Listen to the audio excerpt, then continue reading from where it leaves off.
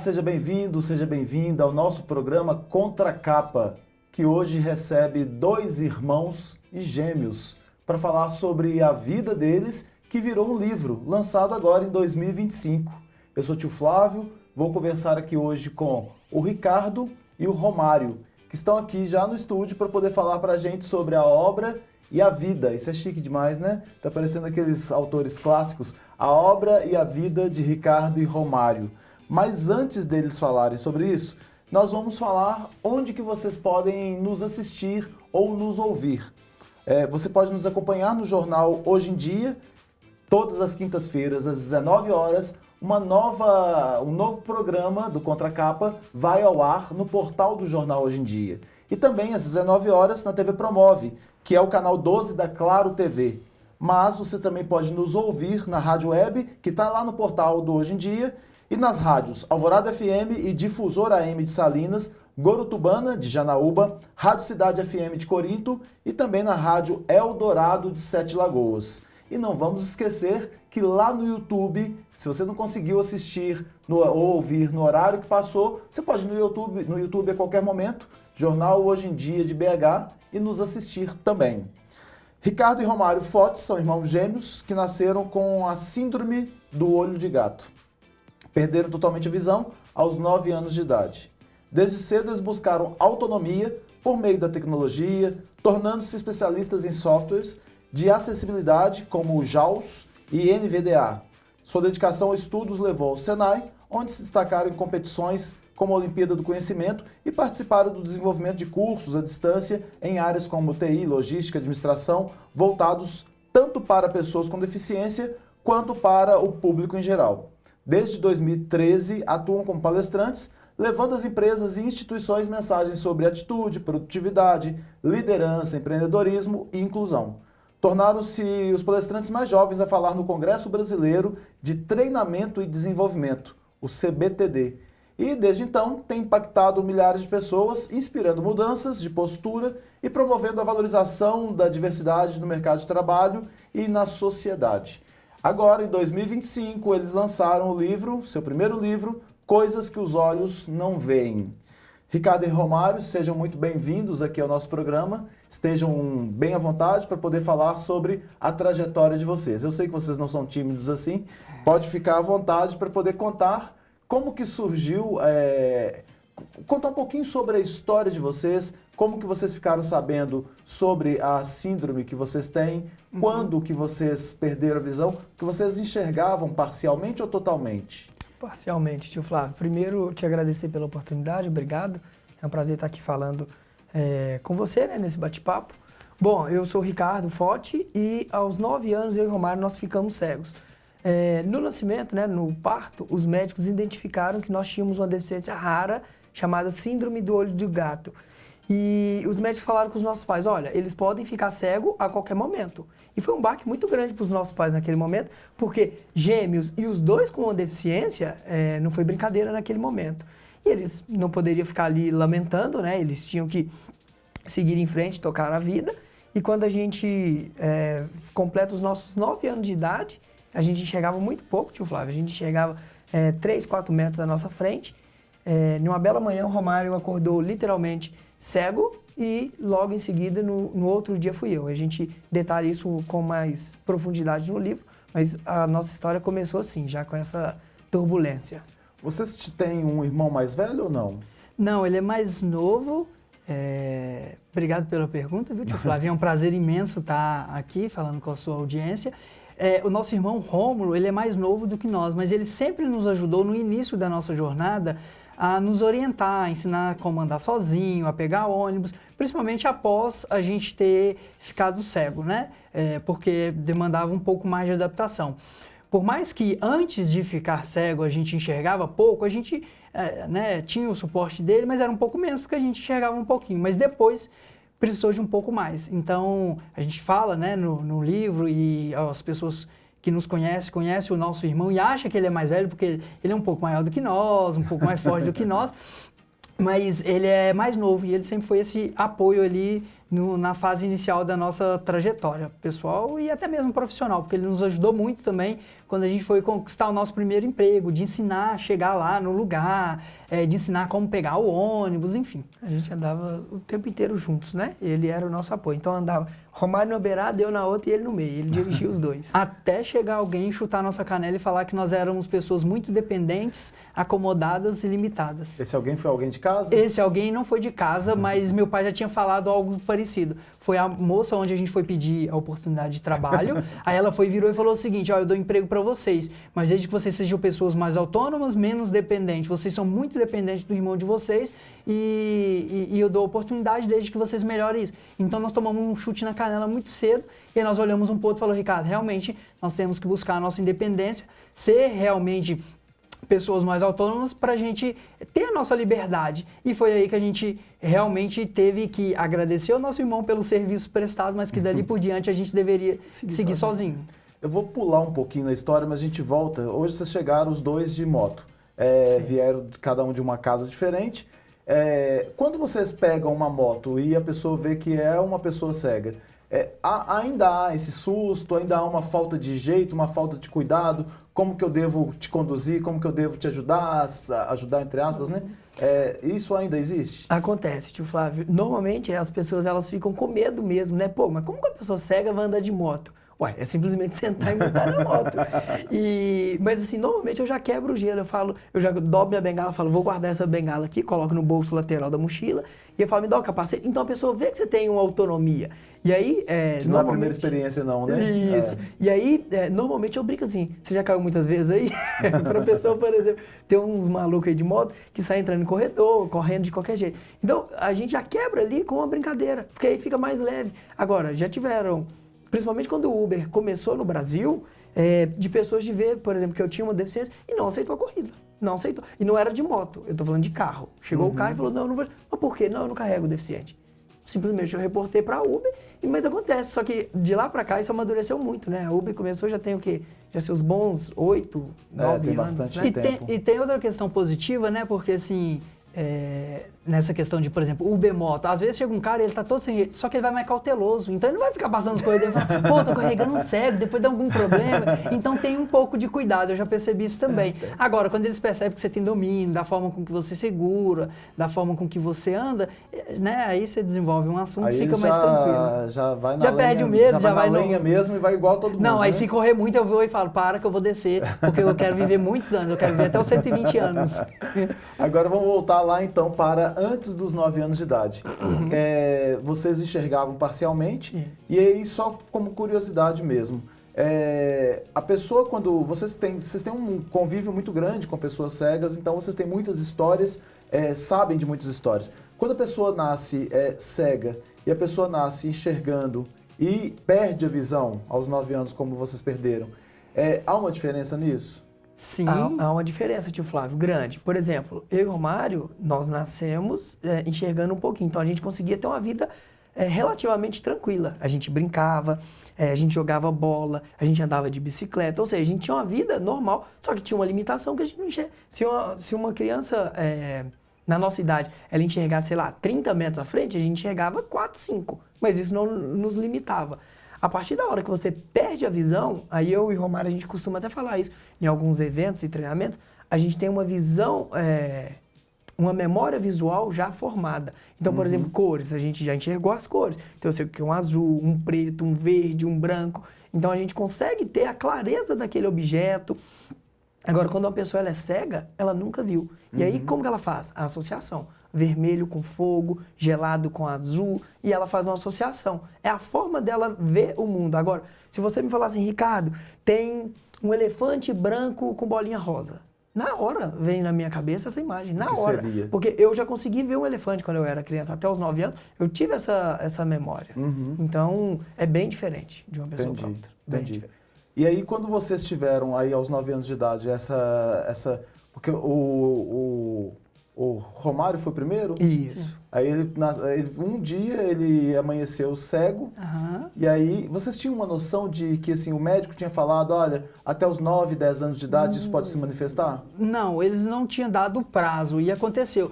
Só que o engraçado, tio, que eu paro assim para lembrar, olhar para o passado, como que isso ocorreu, claro que foi um impacto muito grande, mas a gente não ficava preocupado assim, pode acontecer amanhã, pode acontecer depois, porque senão a gente também não teria vivido e feito o que a gente tinha feito até ali, porque a gente fica sempre esperando, né, o pior. É dia tal, é dia tal. E aconteceu e a gente levou de uma forma meio que natural. Claro que teve um impacto no primeiro momento, ficamos um pouco depressivos, saímos da escola onde a gente estava por algumas semanas, assim, umas 6, 7 semanas, costumo falar 1 mês e meio, 2 meses, porque a gente ficou deprimido mesmo com aquela situação. Só que rapidamente a gente começou a cair na real do seguinte, cara, se antes da gente ficar cego a gente já estava aprendendo braille, aprendendo a andar com a bengala, aprendendo coisas para que a gente tivesse pronto para esse momento, o momento chegou. Agora a gente precisa sair da nossa casinha, a gente precisa continuar a nossa vida, porque senão sempre a gente vai ficar como derrotado aqui na nossa casa. E as pessoas olhavam para a gente naquele momento, que tinha acabado de ficar cego, com dó, com pena. E esse sentimento das outras pessoas para com nós sempre mexeu muito com a gente, porque eu nunca quero ser visto como um coitadinho, com um olhar de pena, de dó. E os nossos pais, eles lutaram muito, né, Romário, contra isso. Todas as vezes eles empoderavam a gente, tio Flávio. Eu acho que a coisa que foi fundamental para a gente sair desse buraco, né, quando a gente ficou cego, foi justamente essa força. O meu pai, ele sempre falava que ele acreditava muito em nós dois, que independente do que acontecesse, que ele estava com a gente. A minha mãe, a mesma coisa. Pensa numa baixinha brava, guerreira, e que brigou para colocar a gente na escola. Então, vendo todo esse apoio, como que a gente ia ficar ali dentro daquele quarto, derrotado, sentindo que tinha acabado? Então, não tinha alternativa, era voltar para a escola e deixar os professores ainda mais malucos, né? E é interessante como que ela teve uma percepção, né, ela e o seu pai, de já colocar vocês para aprender a ler, né, em braille, porque também não é uma outra linguagem, né? Então vocês tinham entrar numa escola que não tinha braille, porque vocês estavam numa escola convencional, né? Naquela época a inclusão ainda não era nem realidade, se hoje a gente tem uma dificuldade muito grande, aquela época nem era realidade, e vocês tiveram que realmente dar um fôlego muito grande. Talvez essa questão de vocês falarem e brincarem, né? Nós somos muito competitivos, no sentido de que a gente faz a coisa para poder dar certo, né? Quer fazer o melhor para acontecer. Isso tenha sido uma resposta até da infância de vocês, né? Porque vocês tiveram que superar algumas barreiras que outros talvez não teriam. Sim, sem dúvida nenhuma, tio Flávio. Eu acabei agora de concluir o meu mestrado em Educação Tecnológica e a gente estava estudando sobre recursos didáticos inclusivos e acessíveis para pessoas cegas. Era o tema da minha pesquisa. E aí eu vejo que lá atrás, quando eu e o Ricardo nós iniciamos, era tudo mato, cara. Se na minha época tivesse os recursos que tem, e hoje ainda estamos muito defasados no que diz respeito à inclusão educacional, enfim. Mas é muito melhor do que no passado. Talvez eu tivesse feito outra carreira, outras escolhas, talvez outras formações em função de hoje. Então eu costumo falar que naquela época essa competitividade nossa e de querer fazer as coisas foi realmente um grande diferencial para que a gente atravessasse essa turbulência e estivesse sentado aqui conversando com o senhor. Eu acredito que essa nova geração de pessoas com deficiência visual, eles vão ter muito melhores condições se souberem aproveitar e se também conseguirem ter acesso, porque não é só conseguir aproveitar, tem que ter acesso, porque às vezes a gente está aqui na nossa bolha, né, acesso a celular, acesso a tecnologia, acesso a isso, e a gente acha que as outras pessoas lá também no sertão vão ter, e não é. A gente sabe que existe essa desigualdade muito grande que impacta de formas diferentes. Mas eu acredito que essas pessoas elas vão estar muito mais assistidas do que lá no nosso início, onde a nossa resiliência, a nossa perseverança e o apoio da nossa família era muito mais importante do que é hoje, sabe? Olha que legal que você está falando aí. Você falou do mestrado. Vocês, desde cedo, eram muito próximos, né? Sim. São muito próximos. Vocês fizeram a Senai juntos, né? Isso, Vocês fizeram a graduação juntos. Na verdade, nós fomos empurrados a fazer isso tudo junto, porque eu entrava e o Ricardo falava, eu vou entrar também. Aí ele ia para a graduação e falava, eu vou também. Eu passei no mestrado e ele falou, eu vou também. Então, essa que é a competitividade, sabe, tio? Sempre que o Romário, a gente sempre fala isso até nas palestras, sempre que o Romário está em um degrau acima de mim, ele me dá a mão. E que é na maioria das vezes, né, Ricardo? Não, normalmente não é assim. Você nasceu antes, não foi? O Ricardo eu nasceu nasci antes? primeiro, o Romário nasceu depois. Então eu tenho que me respeitar. Ele me deve respeito, senão eu bato na boca dele. Alguns minutos, alguns minutinhos. Então, toda vez que o Romário ele tá em um degrau acima que o meu, ele me dá a mão e me puxa. A gente fala que é uma competitividade, mas hoje em dia falar de competitividade, as pessoas pensam que é aquela competitividade rasteira, né? Onde você tem que derrubar o outro, seu oponente. Mas não, a nossa sempre foi uma competitividade colaborativa. Sempre que o Romário, por exemplo, esteve melhor do que eu, ele falava, Ricardo, o caminho é esse. E vice-versa. Eu também, quando eu entrei para a faculdade, a mesma coisa, eu desvendava para o Romário alguns caminhos. E aí isso foi fazendo com que cada vez mais a gente quisesse estar melhor do que o outro, mas não no sentido de, eu quero ser melhor que o meu irmão. Não, é a gente poder mesmo construir uma carreira sólida, crescer juntos, estar nos mesmos ambientes. Porque é tão legal quando você vê o seu irmão prosperando, crescendo, e você vê ele como um espelho, uma inspiração. Então a gente fomenta essa competitividade até mesmo nas pessoas que nos acompanham. Porque essa competitividade, ela é inteligente, ela faz com que as pessoas saiam de um ponto A e vai, sei lá, o ponto C, D, enfim. E a gente é conhecido como os irmãos fortes. Então você imagina que irmandade é essa, que um tá muito melhor do que o outro tá lá para trás. Não tem como. Entendeu? Então, principalmente nós que fazemos o trabalho junto, a gente quer sempre que um esteja melhor do que o outro. Claro que tem essa competitividade, essa guerrinha interna de que eu sou melhor do que o Ricardo e vice-versa em determinadas áreas, mas é realmente um puxando o nível do outro para que a gente sempre dê o melhor e seja uma versão melhor do que foi no passado. E eu acho que é isso que as pessoas, a gente observa, que precisa de um pouco dessa injeção de combustível. E às vezes não é nem só pelo meu exemplo, pelo do Ricardo, mas até dentro de casa. Às vezes você tem na sua própria família uma pessoa que é esse tipo de inspiração. Para que você vai buscar exemplo fora? Então, eu tenho o Ricardo dentro da minha família, eu quero me inspirar nele e vice-versa. Você está espelhando bem, né? Você tem uma boa inspiração.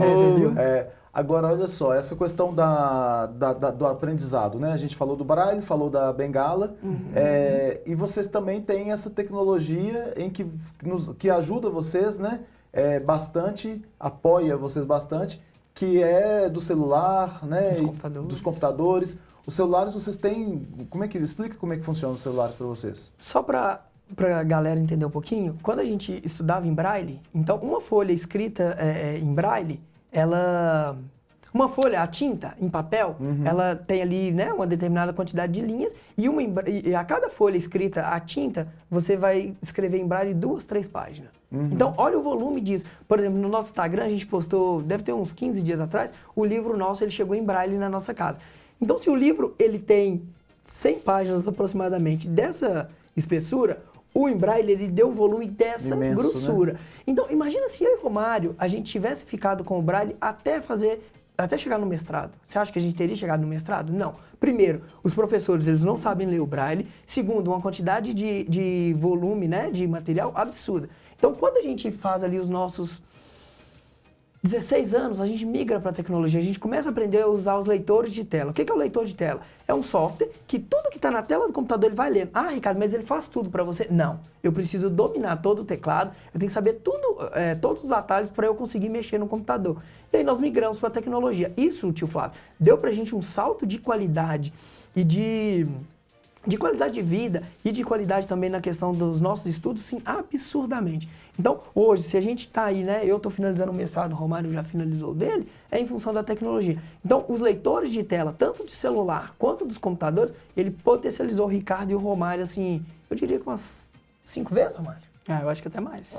Até mais do que 5 vezes. Então, assim, ele lê tudo pra gente, mas vamos lá, tudo está resolvido? Questão de acessibilidade, inclusão? Não. A gente esbarra, por exemplo, em sites que não tem descrição. Por exemplo, esbarra em um botão que o leitor só lê assim, botão. Mas o que é esse botão? É avançar? É próximo? É comprar, é concluir? entendi. É comprar? Então, ainda tem muita coisa para avançar, mas... Melhorou demais. Hoje de um tempo para cá, já foi um avanço muito grande, Sim, né? hoje, se o senhor me manda uma foto, eu não vou mais perguntar o que tem nessa foto, tio Flávio. Já tem aplicativo de inteligência artificial que eu mando e ele me dá uma descrição para cego ver certinho do que é. Então, se melhorou muito. Hoje em dia, eu consigo pegar o celular e você tá posicionado aí e eu parar a câmera e ele falar assim, ó, um rosto centralizado. E eu tirar a foto. Então, assim, melhorou demais, sabe? Mas é aquilo que eu falei lá no início.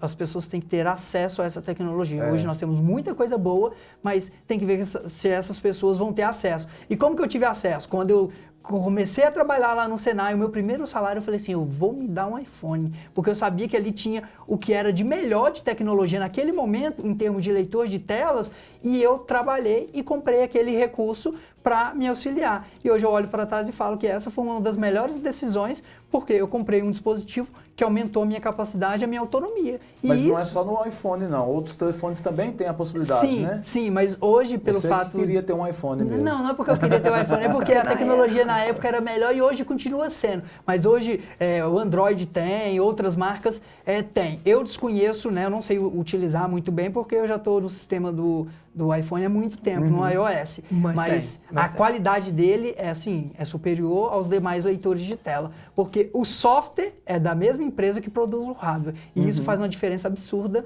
na integração de tecnologia de software versus hardware. E no dia a dia as coisas são rápidas também? Por exemplo, se eu te mando uma foto, você consegue fazer com uma rapidez muito grande a leitura dessa foto? Ou isso é muito demorado para você? Muito rápido, muito tranquilo. A partir da hora que você domina a tecnologia, né, tio, é muito simples. A gente pega a foto, abre, encaminhar e joga para a inteligência. Por exemplo, tem um aplicativo que se tiver alguma pessoa cega nos assistindo, né, nos ouvindo, ela pode baixar no celular, chama Be My Eyes, ou seja os meus olhos. E aí você joga e ele fala, descrever a imagem. Passa, sei lá, 3, 4 segundos, vem a descrição da imagem. E a descrição da imagem ela é tão incrível, tão perfeita, tio, que a pessoa que enxerga, às vezes ela fala assim, eu já fiz esse teste, eu peguei a descrição, copiei e mandei para uma pessoa e falo, olha a descrição da imagem. A pessoa, nossa, tem coisa na imagem que nem eu vi. De tão incrível que a tecnologia é. Ela pega assim na minúcia do detalhe, sabe? E me conta por que, a gente tem aí mais alguns minutinhos, me conta por que de onde surgiu a ideia de colocar a história no livro? Todas as vezes que a gente ia fazer palestra, né, Romário, as pessoas ficavam assim, nossa, a história de vocês é tão linda, tão incrível, uma história assim muito inspiradora. Eu queria tanto que meu filho estivesse aqui para ouvir vocês. Eu queria, dentro das empresas, né, normalmente os filhos não podem ir nas empresas, né, porque os pais estão ali trabalhando. Eu queria que o meu neto, eu queria que minha esposa. E aí isso foi gerando na gente uma inquietude. A gente ouvia as pessoas falando, pô, eu queria tanto que eles estivessem aqui. E aí a gente pensou assim, né, Romário? Poxa, as empresas, a gente não vai conseguir nunca atingir esse público, né? E se um dia a gente ousasse em fazer um livro? E aí a gente ficou com isso na cabeça. Porque escrever um livro é para quem tem um legado, uma história muito grande, ou às vezes pessoas que já partiram, né? E que tem é notável. Faz uma biografia. Né? Faz uma biografia. Né? E a gente ficava com isso. E aí, um dia falando, por que não? Vamos fazer um livro? Vamos contar a nossa trajetória? Ora, para inspirar as pessoas, a gente não quer contar sobre legado, até porque a gente ainda não deixou esse legado. Mas vamos contar sobre a nossa trajetória, todos os pontos de inflexão que nós tivemos na nossa caminhada e como nós fizemos para superar todos os desafios até aqui. Se isso servir como combustível para uma pessoa ler e ela entender que ela pode mais, que ela consegue realizar os sonhos, que só depende dela, tá aí, a gente consegue. E com essa missão, com esse objetivo que o Ricardo descreveu, a gente conseguiria colocar um pedacinho dos Irmãos Foti dentro da casa de cada pessoa que desejasse ter acesso àquele livro. E isso que nos motivou muito a ter essa oportunidade de falar assim, vamos escrever o nosso livro. Eu confesso para o senhor que é até estranho quando a pessoa fala, nossa, eles são escritores e tal. Não, a gente só tem um pedacinho da nossa história, uma parte da nossa história escrita, contada para que você possa, sei lá, presentear um amigo, dar para um conhecido, ler um livro. A gente costuma falar que nós demos o nosso melhor, nós acreditamos que fizemos um bom trabalho, mas quem vai validar e falar sobre isso é as pessoas que lerem e o que elas vão sentir. E a gente tem sentido, assim, recebido muitos feedbacks positivos de coisas que a gente jamais imaginaria. Porque quando a gente está vivendo e a nossa história, a forma com que a gente vive e passou pelas situações que a gente relata no livro, a gente tem uma percepção. Mas quando o outro recebe essa história, lê, interpreta e às vezes toma decisões, isso tem nos impactado muito com esses depoimentos que têm chegado, sabe? Então, eu costumo falar que o livro é uma forma viva de você deixar a sua história ganhar o mundo e essas pessoas terem acesso. E o que elas vão sentir, vão pensar, vão interpretar, não está mais no nosso controle. Estava quando a gente estava escrevendo, que eu escolhi, eu vou colocar essa história, eu vou falar isso, eu vou falar dessa forma, aqui eu acho que eu posso emocionar o público, aqui eu posso dar um insight. Agora, o controle não está mais na mão dos Irmãos Foti. É o público e a sociedade que vai sentir, julgar, interpretar cada linha, cada parágrafo e cada história que está lá. E eu achei legal no dia do lançamento que teve uma artista que fez a capa tátil, né? Fez uma escultura pra gente. É uma escultura, porque aí vocês... lógico, com o aplicativo do IA você consegue ver, saber o que é que está escrito aqui na capa, né? Como é que é a sua capa. Tem uma foto aqui com o símbolo do galo, você sabe, vocês autorizaram? Autorizamos, claro. Galo sempre. E aí, quando vocês falam, né, coisas que os olhos não veem, que é justamente o primeiro livro de vocês falam de terem lançado um livro sem essa pretensão de ser escritores, mas vocês participaram esse ano da Expo Favela e foram, dentro do circuito lá literário do Expo Favela, escolhidos como a segunda obra. Então, a primeira, a gente até fez a entrevista com as meninas aqui que falam um pouco sobre a surdez, né? E vocês vieram em segundo lugar. Como que se deu essa história aí de ganhar em tão pouco tempo um prêmio de um livro que é o primeiro livro de vocês? A gente ficou muito honrado e feliz, tio Flávio, com o convite, né? Quando saiu lá, né? O concurso, a gente ficou muito entusiasmado. Falei, vamos pra gente ganhar, né? Competitividade de novo. Eu só vou se for em primeiro. E eu ainda falei com o pessoal da organização. E claro que isso é uma brincadeira, né? Mas isso motiva. A gente tinha que fazer um pitch e fizemos o nosso melhor. O pitch nosso foi bem avaliado pelos avaliadores. E recebemos ali a premiação em segundo. Eu fiquei tão feliz com o primeiro lugar também, sabe por quê? Porque a nossa luta das pessoas com deficiência estava representada ali. Olha, você vê, um livro que fala sobre surdez. O nosso livro, não propriamente dito, ele fala sobre deficiência visual. Mas são 2 autores cegos que tiveram que enfrentar inúmeros desafios, preconceitos, falta de acessibilidade, professores que não estavam preparados porque não tinham mesmo recurso, não é porque não gostariam, não sabiam, é porque eles não tinham mesmo ferramental para nos auxiliar. Então, quando a gente traz essa história para o livro e a gente é premiado, eu fiquei tão feliz com os 2, né? O primeiro e o segundo, claro, o terceiro também teve seu mérito, mas por ser pessoas com deficiência, falando sobre uma característica que há muito tempo atrás aí era negligenciada, eu fiquei bastante satisfeito, né, Amaro? Sim, confesso que a gente ficou feliz e foi por uma indicação sua. Você mandou pra gente um formulário no WhatsApp, falou assim, olha, Escreve, saiu Favela Literária, vocês acabaram de lançar o livro, é uma oportunidade para vocês e tal. Aí eu lembro que eu fiquei um pouco receoso, fui eu que recebi a mensagem de Flávio, falei, nossa, mas participar do evento, que não sei o quê, porque a gente não se enxergava assim como autor, mas já tem a obra, tá escrito, já lançou, não sei o quê. Eu falei, bom, se o tio Flávio falou, eu acho que assim, ele viu o lançamento, ele conhece o livro, então assim, vamos tentar, vamos ver o que dá. E eu confesso pro senhor que no primeiro momento a gente ficou um pouquinho assim, meio dividido, vamos, não vamos. E aí, quando nós realmente decidimos, vamos participar, foi o que o Ricardo falou. Estamos indo para ganhar. E ser coroado com a segunda colocação